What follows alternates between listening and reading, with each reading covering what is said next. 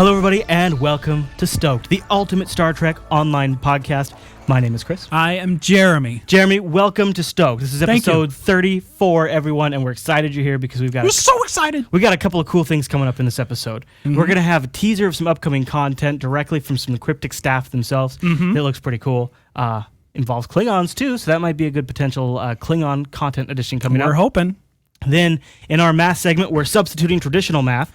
Well, you see, the math segment is all about helping you guys get the most out of your gaming experience. At a high level, and if you extract it out, folks, think about it. So usually it's like game mechanics and stuff like that, but this time what we're going to be doing is not focusing on the game itself almost at all, really. No. Well, we're going to focus on the things that make it important for you to be able to play the game. We're going to build you a STO machine. And this is a rig that we're going to have a couple options for you. The first big option will be a custom-built system where we've gone through every single part and picked it specifically for an individual reason. To get very good performance for a pretty low price. Mm-hmm. Very reasonable, really. Mm-hmm. And then we're also going to have a couple of hand-picked pre-built systems that you could take a look at. Yep. That'll be coming up later in the show.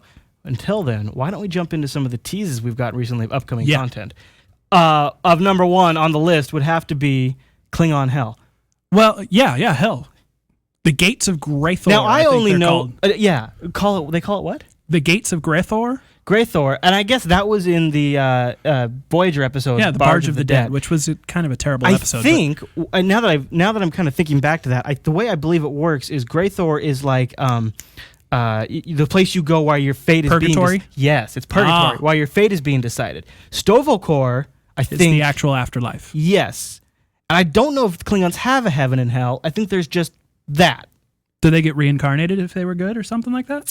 I think they chillax in STO, but things can be good in STO, things can be bad in STO. I bet there's people out there that could correct us. I'd like to know. We'll update everyone in the next episode. That's kind of Greekish. But so they took this from that episode pretty faithfully. Told. The actual screenshot looks like down to the camera angle. Looks directly out of the Voyager episode. Should we mention that screenshot? Yeah. There's a note in our show notes there. Actually, you know what, Daniel? Look, we know you guys got a budget. You got to operate on, but you got to get better screenshots than this. So here's what we're going to do for you. This is just a favor from your buddies at STOked. This is for stall. Yeah. Right here. Yeah. Pause in about 2 seconds. Pause the video and then go grab Craig. Yeah. You know, Jeremy, I really like these great screenshots they keep posting, but I've really noticed something. The quality is lacking, isn't it? Indeed. If I'm going to get excited, I need it to look its best. I wish there was some way they could post better-looking screenshots. Maybe if Daniel Stahl, our favorite executive producer or whatever the hell he is ever, had a better machine. Right? Then I could get more excited about these screenshots. Okay, cut. There you go. You're welcome. All right, so moving right along from the Klingon tease, we've also got Ready Room pictures. I'm really excited about this because this also is bleeding over into the Accolade system, which has been one of my pet features I've been waiting to see again. Oh, man. Accolades are so huge for game replay. Yes. And also just for pride. Mm-hmm. And now with the Ready Rooms, you're going to have a chance to show off your accolades because they're putting in a trophy system. Now, I missed this. Mm-hmm. I didn't really have... My first initial reaction, I think, was more so from the Klingon side. First of all, I really like the lighting. Yes. I think this looks good. The lighting really, the fed size is a little too diffuse. This is very dramatic, It's a little sparse, but I really see Klingons as minimalist, so I'm torn there. The only problem that I have potentially could be a problem with this is that if you're going to be hanging things on those walls, you can't see them. There's no light over there. Right, and a Klingon captain would have like his batleth up there, or the other things. Corpses of tribbles. Maybe a tribble rug. And then now jumping over to the Federation screenshot, I love that it has a fish tank also. And the other thing I really like is the little model starship on the desk. So those things are probably trophies. And I wanted to mention that the thread that we got these from is on the STO forums. It's a poll, but it's not a multiple choice poll. They just want to hear your feedback as to what kind of trophies you'd like to see. Gotcha. So that link's in our show notes.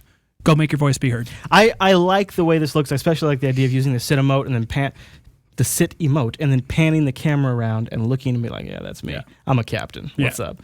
And then on the side of the picture here, there is like a little console that really kind of gives me that Star Trek The Motion Picture vibe from Captain Kirk's quarters. Got the console with the big switches. Really haven't seen anything like that original Office This kind of strikes me a little bit of like that.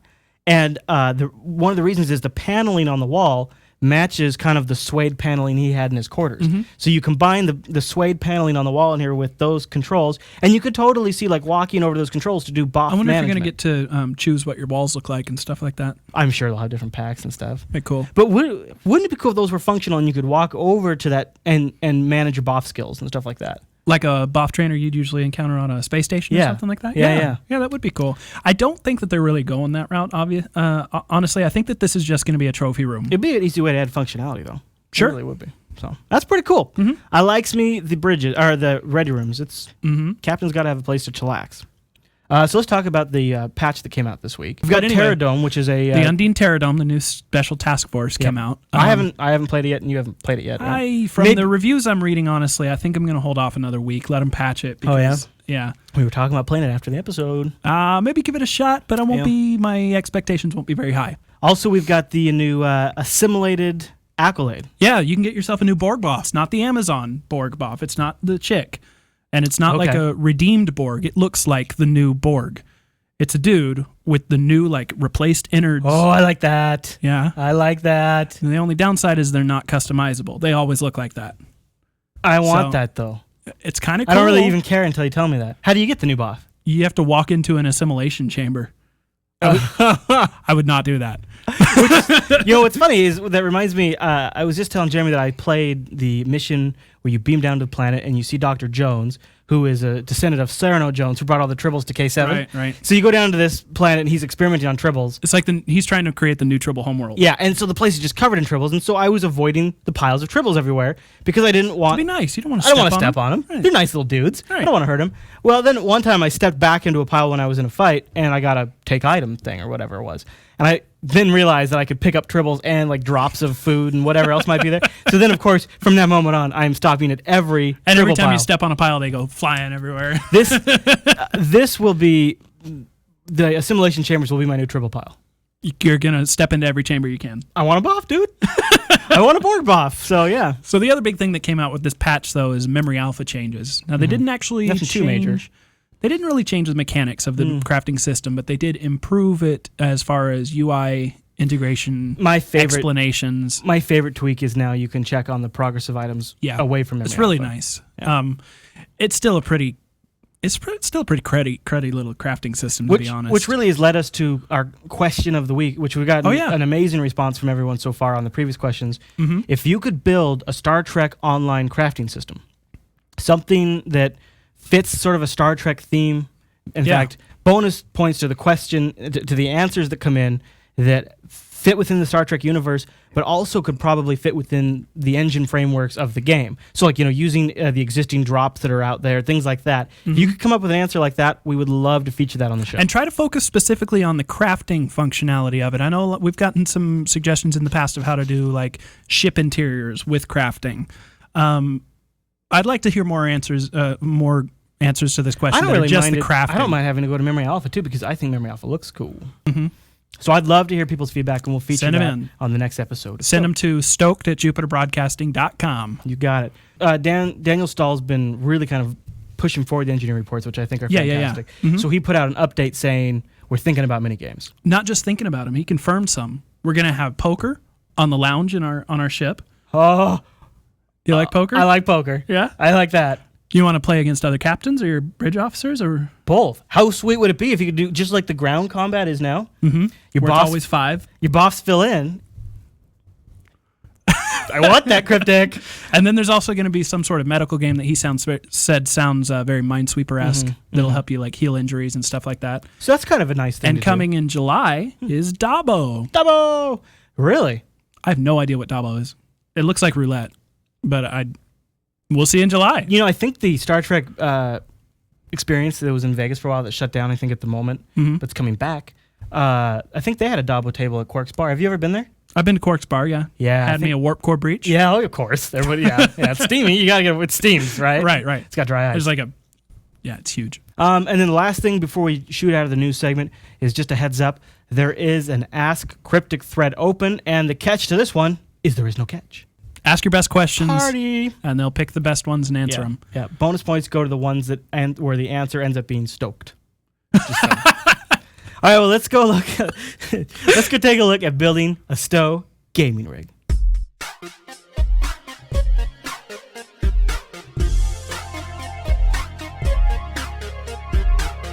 So it's time to build you a Star Trek Online gaming machine, a system that's been hand-picked.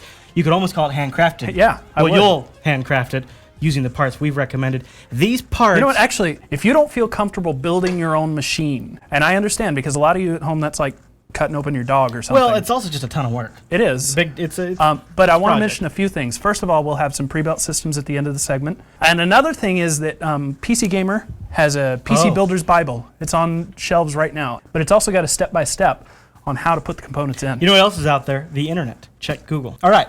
Our first component is the CPU. The central processing unit does just that. Everything. It centrally processes your unit. What about your unit? I'm trying to do a show. Oh, sorry. Over the years, I think you can't argue Intel CPUs have leaped ahead in features and performance. Especially recently. I mean, the Core i5s and i7s they just massively overpower the AMD components. They're an amazing chip, and if you've never experienced one, you've got to get one. In fact, a little while back, we did a performance breakdown of different CPUs, and you can see the Star Trek Online does definitely take advantage of multiple cores, but really beyond 2, maybe 3 cores, Star Trek Online itself isn't really going to have much of an improvement. So a Core i5, it makes a lot of sense here because you get 4 cores, and you could of course go with an i7, but you're trying to save money. Well, one of the cool things about an i5 is that when you get the right motherboard, which we have, we'll tell you about in a second, there's a clear upgrade path. If you go much lower than an i5, you're kind of cutting off a bit of your upgrade path. You're essentially locking yourself. If you stay with Intel, you're locking yourself in the previous generation. That's right. So the motherboard we've picked here is the Gigabyte G8 P55M. 55! Now this is a micro ATX motherboard, so it also will fit in a much smaller case if you want to, but it'll mount in a standard ATX case as well. Now the thing that we really like about Gigabyte is we've both had personal experience. It's been great. They're great boards. Really solid, good manufacturing. And one of the things I really like that Gigabyte does now in their later generation boards is they put an extra layer of copper in there. It really makes it strong. And you and I noticed when we were building a Hackintosh recently, you can really push. Well, we didn't build a Hackintosh. No. You can really push on the components. And you won't hear that. Yeah. So it just makes it feel sturdier, it lasts longer. Yep. Also, the options on these things are crazy. It's got like 10 USB And like ports. I said, upgrade path. Because this will support i7s, it'll support a huge wide array of common RAM types. And this has a couple of features that when we get into the hard drives, we'll talk about. We'll come back make to a those. Big difference. Yeah. Now, you got your motherboard, you got your CPU. If you're going to do any kind of overclocking or even potentially just long gameplay, you might want to consider an aftermarket CPU cooler. This is especially good with STO because, as we know, there are some heat issues, primarily with the graphic card, but they're in the same case. So if your graphic card is getting hot, it might affect your CPU. So get yourself an aftermarket cooler. Yeah, and I like this one. For $26, it's worth it. It just keeps your components running cool. The Cooler Master Hyper 212 Plus is an upgrade to the Hyper 212, which has gotten great reviews. And one of these things these Gigabyte boards are great for right now is overclocking. This the Core i5 chip we've chosen is a 2.66 gigahertz. You can easily push that to 3.5 gigahertz. Easily. And with this fan cooler, it's not going to be a big deal. So I like this one. It's definitely something you could skip. Oh, also something worth noting, it runs quieter than the stock CPU fan. That's great. I like quieter. Now it's on to the RAM. Now memory is an important component of your computer and it's something you need to kind of future-proof from because if you do think you might go down the i5 to i7 upgrade route, or you might overclock your i5 to get, say, maybe 3.5 gigahertz. You're going to want to make sure you go with memory. They'll keep up with you, but also won't get too hot. So now these RAM coolers aren't necessarily just for looks anymore. And you might have seen, if you've been out shopping for components as well, some RAM chips actually have extra coolers attached to them and stuff like that. They look like maybe a Klingon device of some kind. With all these extra things sticking up off them. We actually originally had selected one of those, but we were kind of worried that with the micro ATX and the aftermarket cooler, you might not be able to fit them all in there. So we went with the Corsair XMS3 4 gigabyte kit. It's a 4 gigabyte kit, works with Core i5s or i7 processors. I personally own this kit of memory, so I can vouch for that. I've been really happy with it. It's not been an issue at all with that. Up next it's time to get into our video card selection. Something that's powerful, but it's not very pricey. I mean, with this card, you'll be able to perform STO at max settings. All settings max. Well, in the middle of heated combat, you will have no issues. And the thing clocks in under $150. $150, and it has 1 gigabyte of memory. It's the PMY GTS 250. If you're playing primarily MMO type games, this is more than enough card, and you can save money and then later on upgrade to one of the new GTX series. And the benchmarks out there, Tom's Hardware did a benchmark on Star Trek Online on video cards, and they clearly show that a video card like this GTS 250 is the ideal card. You really hit a wall with performance. I have an ATI. Yeah, if you go much more powerful than this, you're not going to see an increase because STO just isn't. Yeah, I have not the beefiest thing in the world. I have one of the latest generation ATI 5800 series cards, and I also then have a GTS 250, and I get the same exact performance, everything across the board. Identical system builds, just the video cards are different, and I see no difference in performance. Up next is a case that I am just a huge fan of. Jeremy would argue it's probably a little too expensive. I do. It's $100. It's a $100 case, and really all it's there for is to hold your stuff. If guys have built a lot of systems, you learn to appreciate a good case. One that has rounded edges so you're not cutting yourself. A lot of thumb screws to easily get things in and out. Modular designs. Good cooling. Oh, yeah. Oh, the drive bays. I love the drive bay I do layouts. like that about this. I might poo-poo on how expensive it is, but it's got some great features. And the cooling's fantastic. Yeah, it's got a big 200 millimeter cooler right on the top. Right on the top. As we all know, heat rises. Yep. We all know that, right?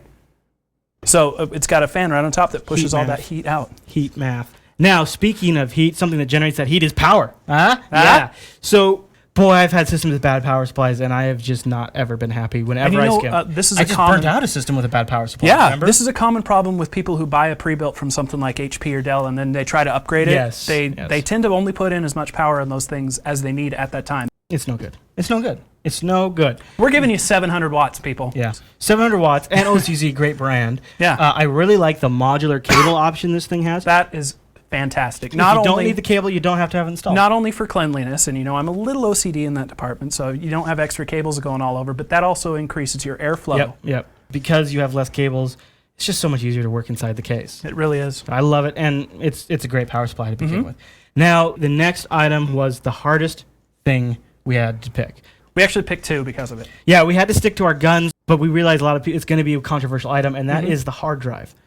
We went with an Intel SSD 80 gigabyte hard drive. It's not cheap. Solid state drives. It's fast. They're amazingly fast. Zone loads, instant almost. Anytime a texture for like a character needs to be loaded, say like an incoming hail. If you ever seen it go boop, boop, boop, where it loads the textures kind of a right, maybe their eyes will be there for just a second. Yeah. And then it, I have a system here with a RAID 0 where I get it's almost twice as fast as a standard drive. Yeah, and I've never had UI lag. I've never had any of those render issues. When I go to a system with a slower hard drive, it is the first thing I notice. An SSD will make a huge difference here. Yep. But it's you pay spending for it. $215 for 80 gigabytes. Now that's $2.70 per gigabyte. That is very expensive. That's very expensive. So when you compare that to the drive we're going to be talking about in just a second here is 10 cents per gigabyte.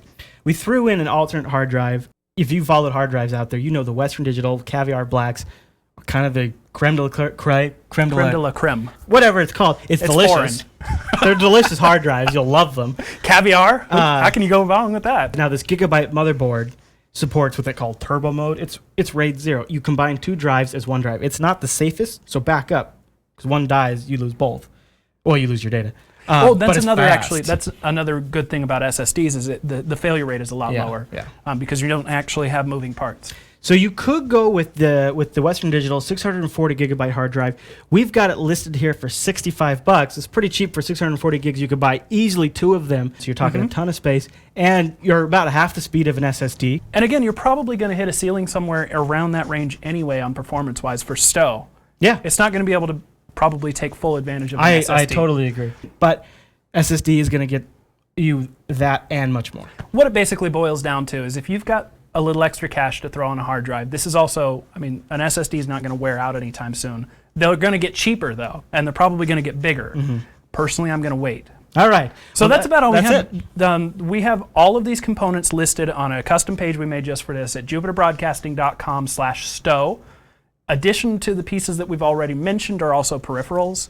I think we're going to throw up a monitor. What about that keyboard? And the keyboard, awesome. It looks like a pretty slick keyboard. We've been big fans of Logitech. We've mentioned it a few times. I have like the G19 or whatever it is. Yeah, with the cool little LCD screen. But you know what? As we were looking at these, I realized I never looked down to it. At that LCD screen. I know. Star Trek Online has a gadget for the screen. TeamSpeak does. I use both those things whenever I'm playing. Obviously. But do you ever look down?